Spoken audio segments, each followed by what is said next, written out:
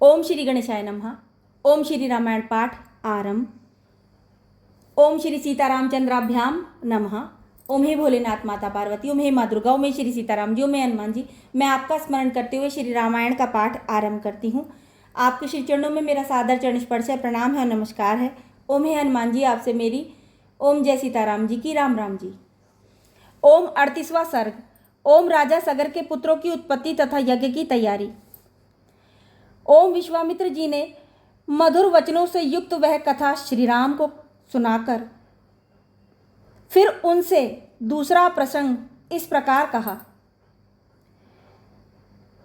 वीर, पहले की बात है, अयोध्या में सगर नाम से प्रसिद्ध एक धर्मात्मा राजा राज्य करते थे। उन्हें कोई पुत्र नहीं था, अतः वे पुत्र प्राप्ति के लिए सदा उत्सुक रहा करते थे। श्री राम विदर्भ राजकुमारी केशनी राजा सगर की ज्येष्ठ पत्नी थी। वह बड़ी धर्मात्मा और सत्यवादिनी थी। राजा सगर की दूसरी पत्नी का नाम सुमति था। वह अरिष्टनेमी कश्यप की पुत्री तथा गरुड़ की बहन थी।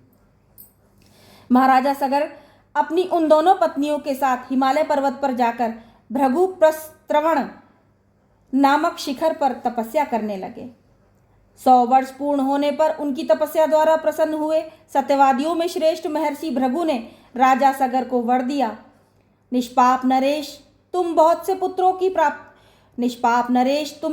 पुत्रों की प्राप्ति होगी। पुरुष प्रवर, तुम इस संसार में अनुपम कीर्ति प्राप्त करोगे। तात, तुम्हारी एक पत्नी तो केवल एक ही पुत्र को जन्म देगी, जो अपनी वंश परंपरा का विस्तार करने वाला होगा, तथा दूसरी पत्नी 60,000 पुत्रों की जननी होगी। महात्मा भृगु जब इस प्रकार कह रहे थे, उस समय उन दोनों राजकुमारियों रानियों ने उन्हें प्रणाम करके बड़े प्रसन्न मन से दोनों हाथ जोड़कर पूछा, ब्राह्मण, किस रानी के एक पुत्र होगा और कौन सी रानी बहुत से पुत्रों की जननी होगी? हम दोनों यह सुनना चाहती हैं, आपकी वाणी सत्य हो। उन दोनों की यह बात सुनकर परम धर्मात्मा भृगु ने उत्तम वाणी में कहा, देवियों, तुम लोग यहाँ अपनी इच्छा प्रकट करो। तुम्हें वंश चलाने वाला एक ही पुत्र प्राप्त हो अथवा महान, बलवान, यशस्वी एवं अत्यंत उत्साही बहुत से पुत्र। इन दो वरों में से किस वर को कौन सी रानी इन दो वरों में से किस वर को कौन सी रानी ग्रहण करना चाहती है?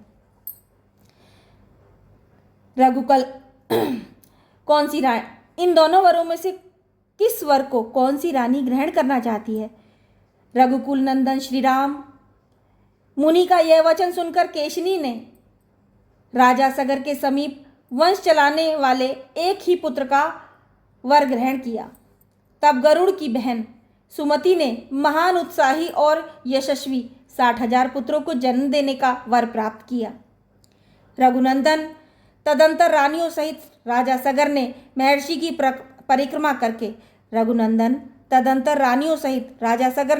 की परिक्रमा करके उनके चरणों में मस्तक झुकाया और अपने नगर को प्रस्थान किया। कुछ काल व्यतीत होने पर बड़ी रानी केशनी ने सगर के औरस पुत्र असमंज को जन्म दिया। पुरुष सिंह श्री राम छोटी रानी सुमति ने तुम्बी के आकार का एक गर्भपिंड उत्पन्न किया। उसको फोड़ने से 60,000 बालक निकले। उन्हें घी से भरे हुए घड़ों में रखकर धाइयाँ उनका पालन पोषण करने लगी। धीरे धीरे जब बहुत दिन बीत गए, तब वे सभी बालक युवावस्था को प्राप्त हुए। इस तरह दीर्घ काल के पश्चात राजा सगर के रूप और युवावस्था से सुशोभित होने वाले 60,000 पुत्र तैयार हो गए। नरश्रेष्ठ रघुनंदन राजा सगर का ज्येष्ठ पुत्र असमंज नगर के बालकों को पकड़कर सरयू के जल में फेंक देता था और जब वे डूबने लगते तब उनकी ओर देखकर हंसा करता था। इस प्रकार पापाचार में प्रवृत्त होकर जब वह सत्पुरुषों को पीड़ा देने और नगर निवासियों का अहित करने लगा, तब पिता ने उसे नगर से बाहर निकाल दिया। तब इस प्रकार पापाचार में प्रवृत्त होकर जब राजा सगर का ज्येष्ठ पुत्र असमंज सत्पुरुषों और नगर के नर नारियों को पीड़ा देने लगा, नगर निवासियों का अहित करने लगा, तब पिता ने राजा सगर ने उसे नगर से बाहर निकाल दिया। असमंज के पुत्र का नाम अंशुमान था। असमंज के एक पुत्र था जिसका नाम था अंशुमान। वह बड़ा ही पराक्रमी, सबसे मधुर वचन बोलने वाला तथा सब लोगों का प्रिय था।